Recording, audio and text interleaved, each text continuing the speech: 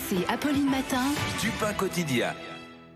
Il est 7h24 sur RMC et RMC Découverte. Marie Dupin, c'est un carburant encore peu connu, mais de plus en plus de Français font le choix de se tourner vers le bioéthanol. Bah oui, les chiffres de la consommation du bioéthanol dit E85 en France viennent d'être publiés. Et alors que la consommation d'essence et de diesel a chuté depuis le début de la crise du Covid, celle du bioéthanol a augmenté de 4%. Il faut dire que ce carburant, il est beaucoup moins cher que les autres. Il est à peu près à 67 centimes le litre à la pompe.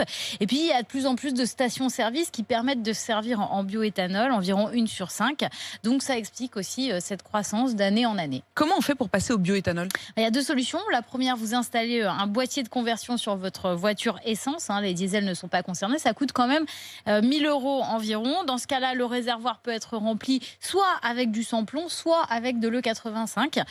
L'autre solution, c'est carrément d'acheter directement une voiture qui permet de rouler à l'E85 et à l'essence. Le problème, c'est qu'aujourd'hui, ça n'existe pas. Il n'y a plus aucune voiture compatible avec l'E85. Mais bonne nouvelle, Land Rover va lancer plusieurs modèles cette année. Bon, ce ne sera pas pour toutes les bourses. Mais Ford devrait aussi mettre sur le marché 6 nouveaux modèles compatibles dans les prochains mois, notamment sa Ford Fiesta. Donc ça va encore augmenter cette croissance de l'E85. En fait, c'est quoi le bio, le super éthanol ? C'est vraiment écolo ? Alors en fait, c'est un carburant qui est composé d'un peu d'essence, mais surtout d'éthanol, entre 65 et 85%, d'où son nom, l'E85.